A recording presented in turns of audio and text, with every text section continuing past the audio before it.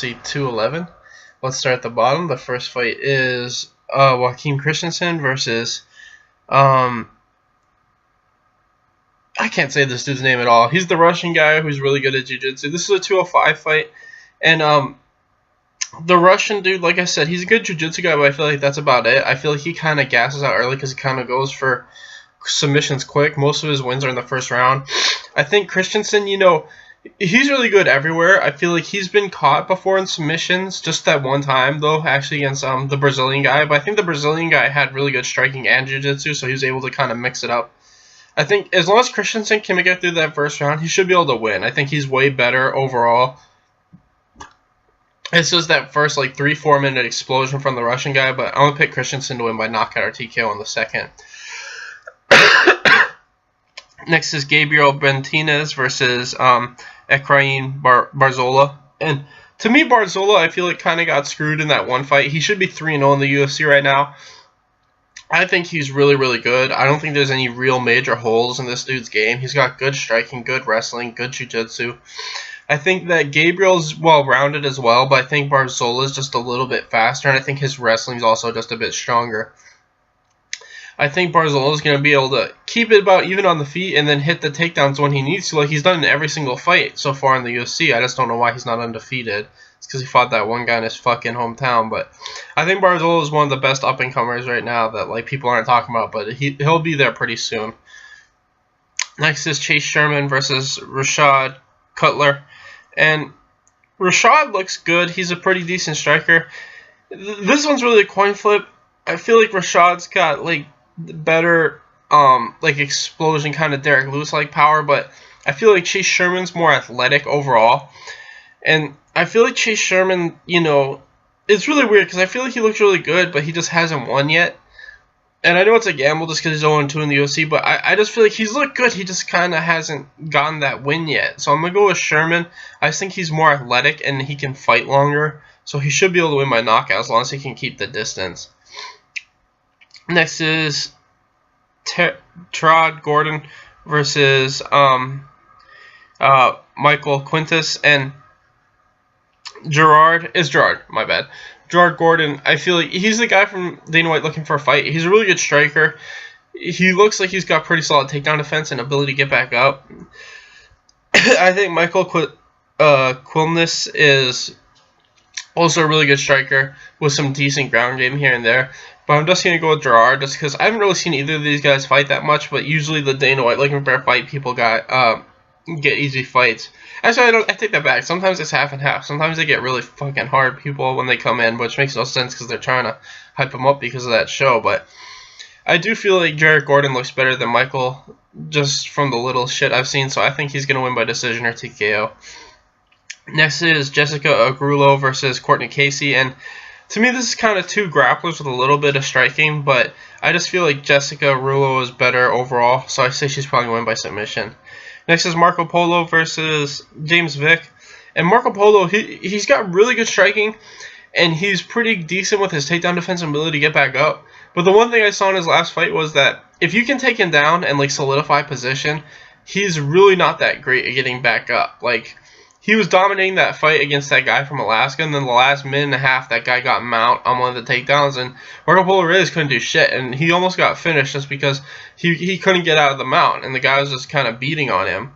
I feel like James Vick is a really, really good wrestler, and I think that even though Polo's probably got a little bit of an edge in striking, I think Vick's eventually going to drag this fight to the ground, and once he solidifies a solid position, I think he's going to win by submission or TKO. Next is Krzysztof Jotko versus David Branch.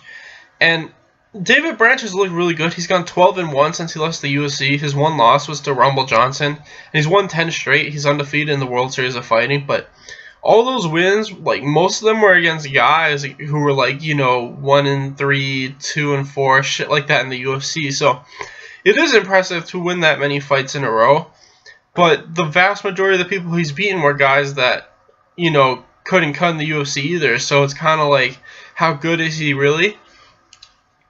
I think his conditioning's looked really good, and I think his takedowns are really good too. I think he should be able to hit takedowns on Jotko when he needs to. I'm not sure if he'll finish Jotoko, but I think he'll be able to get at least a 29-28 decision. But like I said, it's really hard to tell how good David Branch really is, just because he's looked impressive in his wins, but he hasn't beaten impressive people in my opinion, aside from like Yushin Okami and Jesse Taylor. Next is Chase Skelly versus Jason Knight, and I think Jason Knight has a pretty big advantage striking, but I mean, I think grappling-wise is all Skelly. Knight has some decent jiu-jitsu, but I think Skelly's jiu-jitsu is just as good, but he's got a major advantage wrestling and conditioning-wise, in my opinion. I think that Knight's got good striking, but it's not like one-punch knockout striking, it's just solid technical striking. I think that Skelly's going to close the distance, tie up with him, just grind on him, beat him up, and win a decision. Kind of like how Kawajiri did when they fought. Next is Eddie Alvarez versus Dustin Poirier, and I don't know why this fight isn't on the main card. Eddie Alvarez just lost his title. He's still like the second or third ranked lightweight in the world. I feel like these guys are pretty even. I think jiu-jitsu wise, I would give it the edge to Poirier. I think wrestling wise, Eddie's got a pretty big advantage. I think striking wise, these guys have kind of similar striking styles, but I feel like Eddie's got at least a little bit of an advantage speed-wise and power-wise. I think when they start trading, Eddie's, like I said, I think he's just going to be able to land a little bit quicker and hit a little bit harder.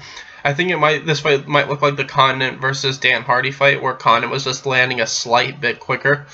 And, he knocked him out just because he was quicker. And I think that's what this fight's going to look like. They're going to be trading shots and it'll look close, but Eddie's just going to be landing first, and sooner or later he's going to land that big punch and win by knockout.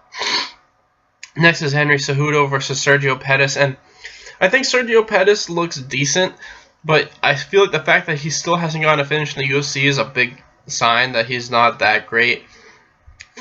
I feel like, Cejudo's shown that his boxing's getting better and better every single fight, but I mean, he still has that wrestling, and I feel like even if Sergio's outstriking him, I feel like Cejudo's wrestling is way too good for Sergio. I feel like no matter how I play this fight in my head, I just think that Cejudo's just going to out-grapple the shit out of him and win a dominant decision. And this is how I see this fight. Next is Frankie Edgar versus Yair Rodriguez, and I know people are really high on Yair Rodriguez, but I just feel like, Edgar is going to be able to control him with his wrestling in this fight. I think Edgar's faster. I think, Yair has those kicks, which make up for a lot of distance, and that could help him. But I just feel like Frankie's going to be able to take this fight down whenever he wants to, kind of like how he did against Jeremy Stephens. Frankie might get caught with a big kick here and there, but I've never seen this dude ever get really close to getting knocked out. I mean, he's been really hurt before, but I feel like he'll be able to take whatever kick lands and just continue to take Yair down and eventually win by decision. Next is Damian Maia versus Jorge Masvidal, and Jorge Masvidal is really underrated. I think his striking is really good, and his jiu-jitsu is a lot better than people give it credit for, but I still feel like Maia is really good at getting people to the ground in that first round, and I feel like Masvidal does kind of leave himself open for, he does really good weird scrambles, but I feel like those scrambles against a guy like Damian Maia will, leave him open for, a choke or something. And I just think sooner or later Maia's going to win by, rear naked choke. I think he's going to get Masvidal's back, and then he's just going to flatten him out. And I think Maia's going to win by rear naked choke in the first or second round. Next is Joanna Jędrzejczyk versus Jessica Andrade. And I think Jessica Andrade has looked good since she's dropped down. But at the exact same time, I feel like, as good as she's looked, she's not really this amazing, accomplished striker. I feel like Joanna Jędrzejczyk, she's won world titles in Muay Thai. And I feel like she's probably fought chicks like this before who are probably better at what Jessica Andrade does. And Andrade has been knocked out. Joanna's never lost. I think Joanna's going to be able to hit counters and move away when she needs to, and eventually win by TKO or decision. Finally, we have Stipe Miocic versus JDS. I think that, the first fight was close, but at the exact same time, I thought Junior won it pretty clearly, 3-2. I think that this fight's going to be the same. I think Stipe is going to try to shoot for a lot of takedowns. He's not going to get any of them. And I think Junior's superior boxing is going to win him the decision at the end. I think this is going to be a good fight like the first fight, but I think Junior's going to win this fight 3-2. Anyway, thanks for watching, guys. Please like and subscribe.